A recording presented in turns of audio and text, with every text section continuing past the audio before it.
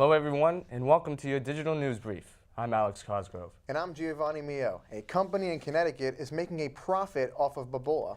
Giant Microbes is selling an Ebola virus stuffed animal, and the product has already sold out. Although the company would not say how much they have sold so far, it is projected to be in the thousands.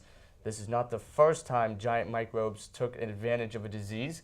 In 2009, the company made a brown and purple stuffed animal that represented the swine flu and E. coli outbreaks. And not even a few days after signing a 3-year, $50 million extension with the Arizona Cardinals, quarterback Carson Palmer tore his ACL.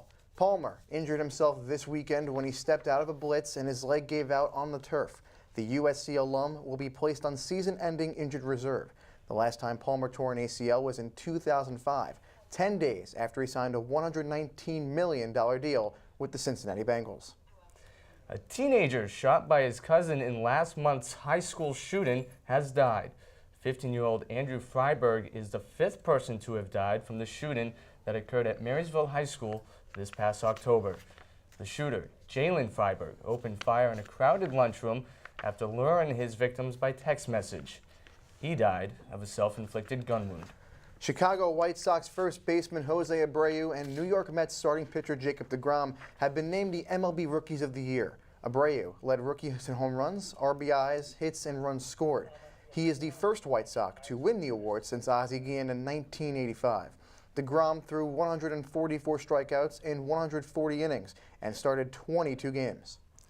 A space lander is on its way to a comet's surface.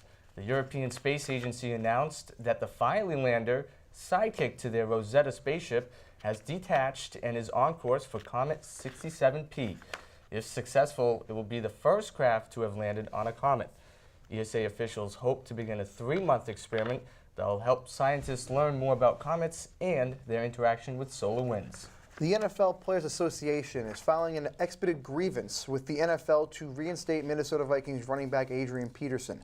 Last Monday, the NFLPA cited explicit language in a signed agreement when Peterson was placed on a special commissioner's list following his alleged child abuse charges. The NFL will start a review of his case under the personal conduct policy. Peterson will not be able to play, but will be on paid leave. San Francisco 49ers defensive end Aldon Smith has been reinstated. The star pass rusher was suspended for the first 9 games after committing multiple violations this offseason.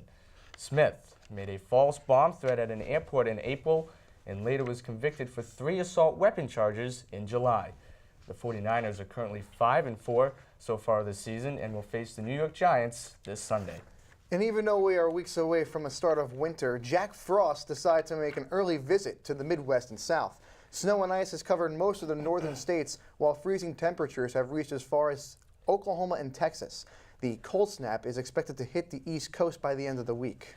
And that leads us to our weekly forecast. We should have mostly cloudy skies for the rest of the week, with some sun on Friday and for most of Saturday. However, it looks like we could see some scattered showers for Sunday.